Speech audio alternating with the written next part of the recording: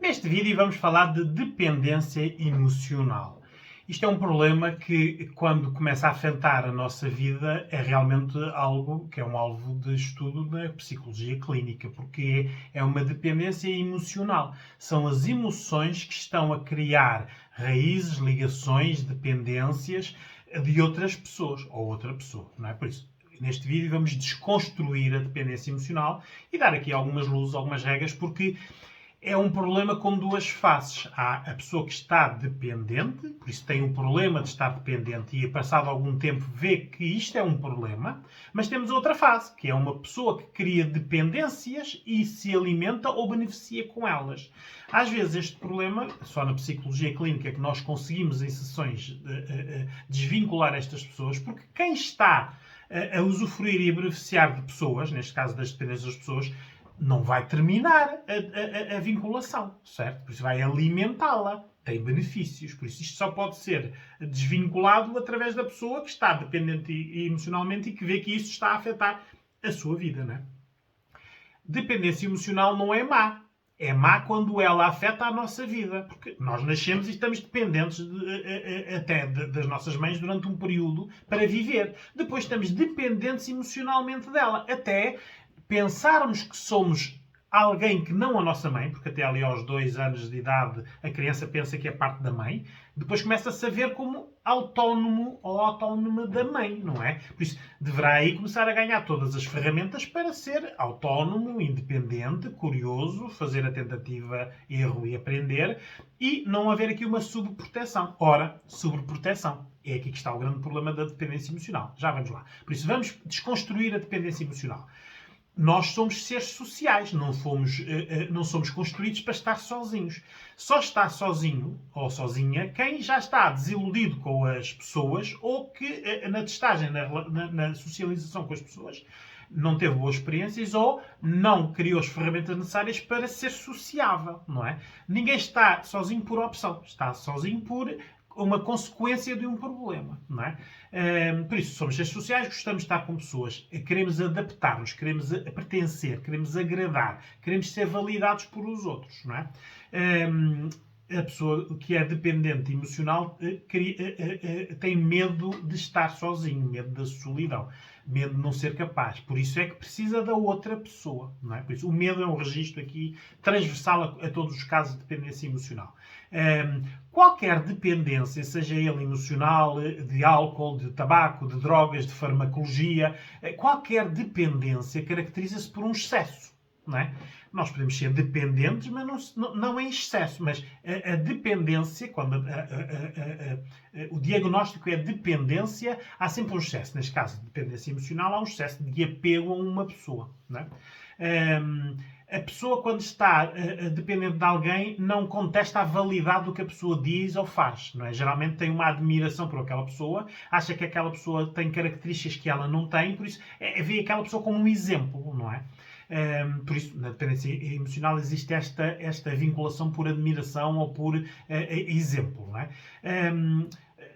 Valoriza mais as qualidades dessa pessoa e desvaloriza os defeitos desta pessoa.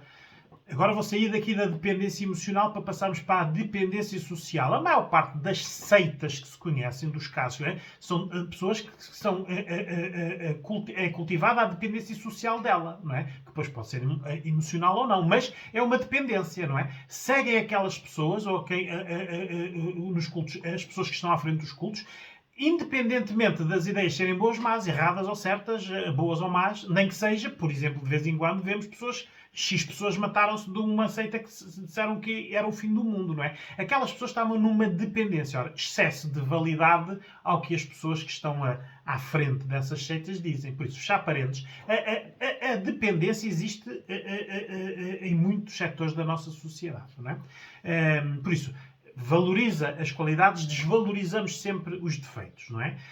Acreditamos sempre que aquelas pessoas de quem nós somos dependentes têm boas intenções ou bons corações, não é? Por isso é que se valoriza mais as qualidades e os defeitos desvalorizamos porque foi momentâneo, não é sempre assim, não queremos acreditar. Ora, um estado de negação, que também há na dependência emocional, não queremos acreditar que aquela pessoa seja assim, seja má, que nos use, que nos esteja a prejudicar, que esteja a beneficiar de nós. Nós não queremos ver isso. Não é? Estas pessoas estão sempre presentes nos maus momentos das pessoas que estão dependentes.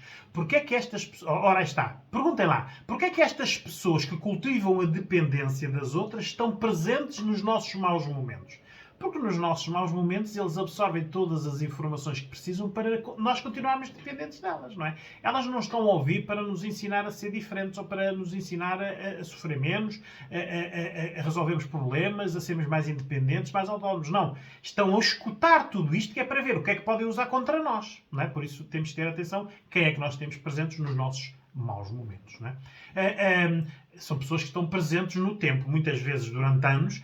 Pode ser consecutivo ou intermitentes, mas estão presentes. Não é? As pessoas que estão dependentes emocionalmente de alguém não concebem a vida delas sem aquela pessoa. Aquela pessoa não tem só um dependente emocional, tem várias pessoas, obviamente. Por isso, hoje quer esta, amanhã quer aquela e vai colhendo os benefícios de todas elas.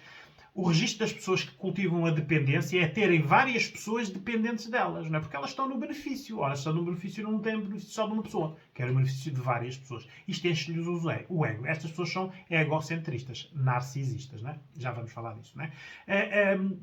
Na maioria das vezes da dependência emocional, se forem pessoas de sexo oposto, existe a sexualidade. Não tem que haver sexo.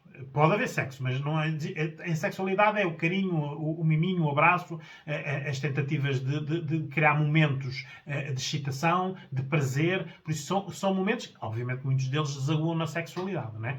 Há pessoas que são dependentes emocionalmente de alguém e não passam para a pessoa de quem elas são dependentes, não passam de uma pessoa que lhes dá benefícios na sexualidade, não é? No registro, no tempo, se nós formos analisar o padrão, é este o benefício que está a haver. Muitos homens e muitas mulheres são casados, não é? Têm as suas relações e depois têm estas dependências emocionais que são as infidelidades disfarçadas desta dependência emocional.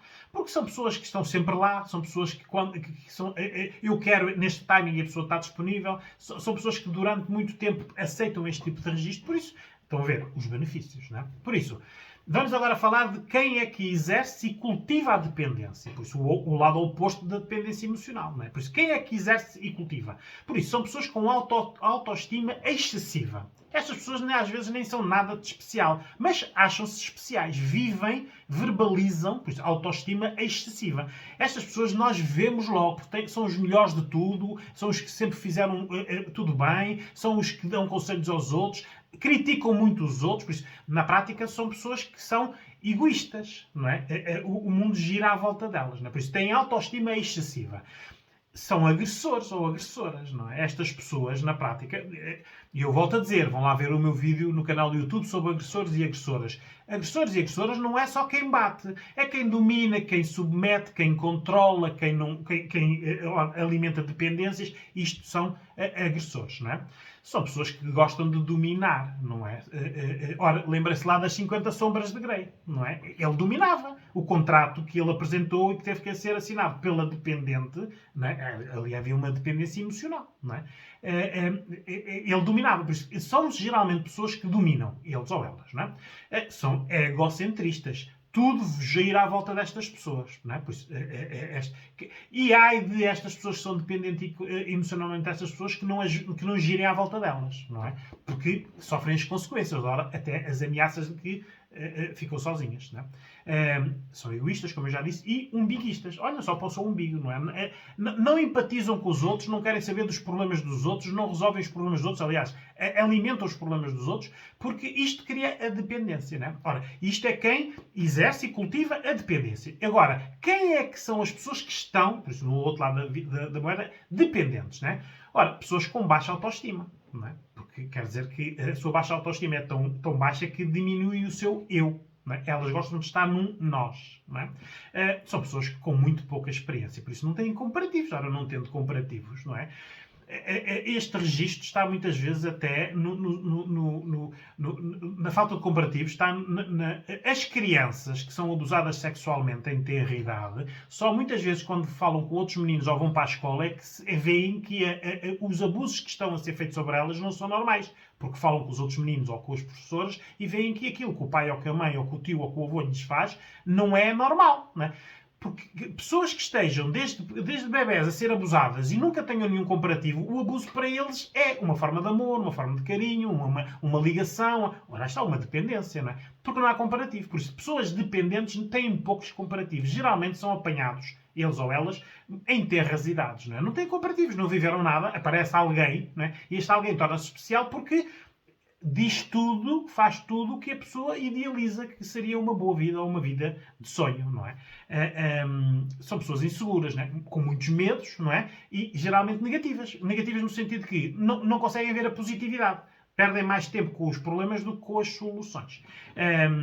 A pouca idade aqui é um registro. Geralmente estas pessoas são apanhadas ali nas fases das adolescências ou jovens adultos. Não é? Uma pessoa com experiência para ficar dependente emocionalmente de alguém tem que ser alguém muito, muito fora do normal. Porque já tem outros comparativos com outras pessoas. Não é? Ora, aí está. Por isso são apanhadas em tenra idade. A sexualidade é um dos benefícios de quem exerce a dependência sobre elas. Não é? Porque mete logo aqui a parte do carinho, do apoio, do sexo, do amor, não é? Na situação, para criar a dependência, não é? São pessoas isoladas, não é? Já são as pessoas mais tímidas, mais introvertidas e geralmente em jovens adultos e adultos são pessoas que trabalham muito, por isso têm muito pouco, têm o tempo todo ocupado, muito pouco tempo, e estas pessoas dependentes entram nestes momentos em que a pessoa tem pouco tempo. Por isso, na prática, estas pessoas geralmente são pessoas que têm grandes empregos, não é? Depois são muito especializadas, muito boas no que fazem, porque é uma forma de esquecer o quanto mau é a vida delas, não é? Porque se elas não trabalhassem e tivessem que viver mais horas com esta pessoa de quem são dependentes, viam os defeitos da pessoa. Viam que esta pessoa não estava disponível, viam que esta pessoa não se dedicava a ela, que esta pessoa muitas vezes tem outras vidas e ela ela ou ele são os part-times, os hobbies, não é? Para encher tempos. Não é? Por isso, estas pessoas, como estão muito ocupadas, às vezes isto podem passar anos sem a pessoa se aperceber que está numa relação emocional, muitas vezes abusivas. Não é? Ora, os registros emocionais mais comuns nas pessoas que estão dependentes é a autocrítica, por isso são pessoas que se autocriticam muito, nunca se valorizam, são sempre as mais feias ou os mais feios, os com mais defeitos, os que não conseguem, né? Porque isto é alimentado por quem os tem ou as tem dependentes. A culpa, obviamente, porque as pessoas sabem que não estão num bom registro, porque depois começam a comparar com as outras pessoas que não têm estas relações e têm muito medo. Ora, o medo de perder. Não é? Nós, hoje em dia, isto é transversal à sociedade, em vez de termos coragem para conquistar mais, temos medo de perder o pouco que temos, não é? Isto até se vê a nível político, não é? Isto dá-nos umas migalhas, toda a gente anda a lutar pelas migalhas, não é? Nem pensa que, se tirando lá aquelas pessoas e pondo lá outras mais exigentes e que durante X tempo nós, todos como conjunto, trabalhássemos mais, nós tínhamos mais coisas. Não. Andamos a lutar pelas migalhas, não é? Pelo o mal menor, não é? A dependência é isto, não é? A dependência não é só emocional. Nós somos dependentes na nossa vida de muitas coisas. A dependência emocional é só aquela que nos prejudica mais como crescimento de ser humano, não é? De sermos felizes ou não, não é? O que é que está a alimentar estas dependências? A pessoa que está dependente projeta na outra pessoa tudo aquilo que gostava, os sonhos, as fantasias, o idealismo, o amor para sempre, o casamento feliz, a construção, os filhos. Por isso, projeta naquela pessoa. E aquela pessoa, como é que é dominar, vai-lhe dizendo sim, sim, sim, sim, mas nunca concretiza. Não é? Quem domina nunca dá aquilo que a pessoa que está dominada quer. Porque, na prática, se não deixava de ter, não é? Quem domina exerce o controle sobre as expectativas, não é? Tu queres isto, eu dou-te isto, mas não te dou. É quando eu quero. E às vezes nunca é. A maior parte das vezes nunca é, obviamente. Não é? A pessoa acredita naquela pessoa, que aquela pessoa é de boa fé. Ora, obviamente, esta pessoa vai sempre dizendo aquilo que a pessoa quer ouvir, não é? Criticando os outros para se valorizar, não é? Dizendo que todos os outros fazem mal, ele ou ela é que faz bem, que os outros têm mais vidas, ele ou ela é que proporciona boas vidas, e a pessoa que está dependente ouve isto e acredita, não é? A pessoa que está dependente tem medo de perder. Este é o grande registro, não é? Por isso isto foi construído lá na infância, não é? Geralmente estas pessoas que dominam estão sempre na ameaça de de sair ou desaparecer ou não querer a pessoa. Por isso está sempre a alimentar o medo. Não é? A pessoa que está dependente não sente confiança nas suas capacidades. Obviamente que não, porque quem está a dominar, seja ele ou seja ela, está sempre a criticar. Estas pessoas dão sempre a dizer que as pessoas que são dependentes não fazem bem ou nunca fazem bem feito. Estão sempre na crítica. Por isso as pessoas que vivem nesta crítica permanente não ganham confiança e têm muitas inseguranças. Por isso, mesmo que estejam a fazer bem, para a pessoa que está a dominar, interessa de quê? Por isso, estas pessoas também falam, os dominadores e dominadoras também falam muito bem de todos os outros. Não é? Os outros e outras é que fazem bem. Ele ou ela não é? Estão sempre na crítica. Não é? Ouça, na psicologia clínica, quando as pessoas chegam aqui às consultas, o que é que nós fazemos? Vamos lá à infância, porque isto vem lá de trás. Quem está dependente emocionalmente aprendeu esta dependência. Ora, aí está uma má aprendizagem, não é?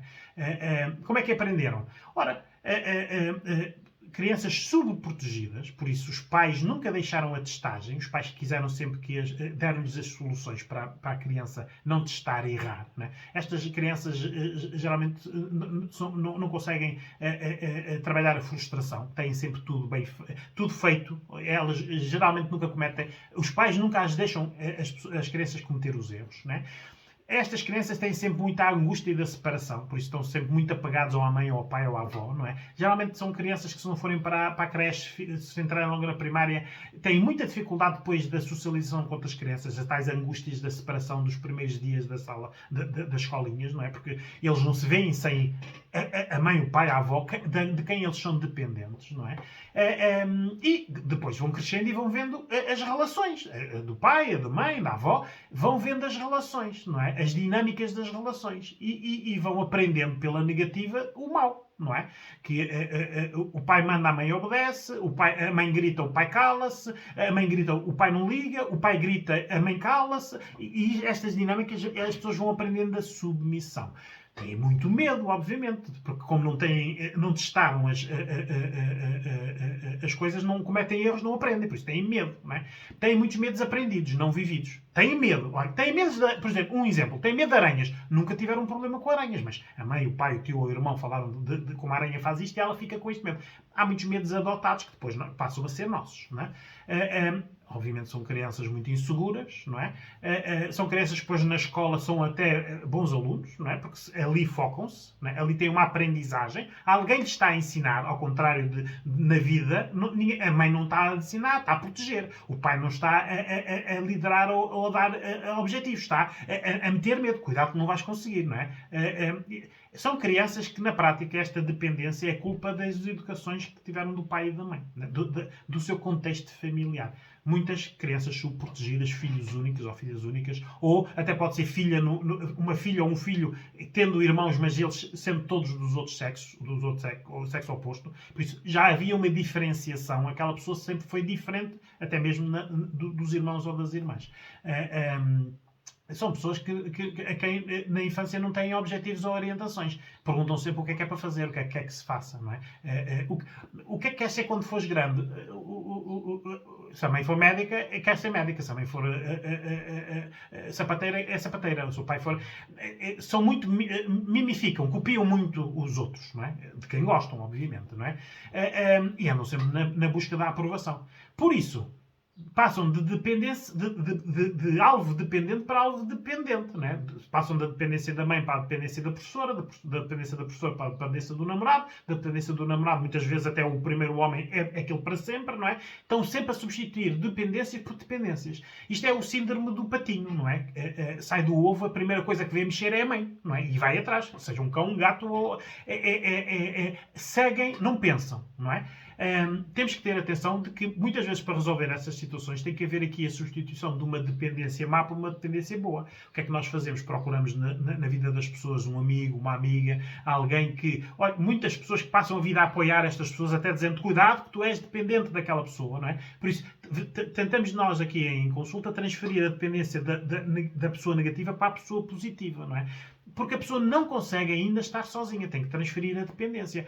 Nem que seja temporariamente retirar a dependência da pessoa negativa da sua vida para, por exemplo, o especialista, seja ele ou ela, o psicólogo ou a psicóloga que acompanha, não é? Porque nós, na prática, não, depois vamos ensinar a pessoa a não ser dependente de nós, não é? Para nós há um fim, nós não vamos ficar anos com esta pessoa, não é? Mas com as outras pessoas negativas, estas pessoas estão anos e anos. Isto são vidas perdidas, muitas vezes, não é? Mas há solução para tudo.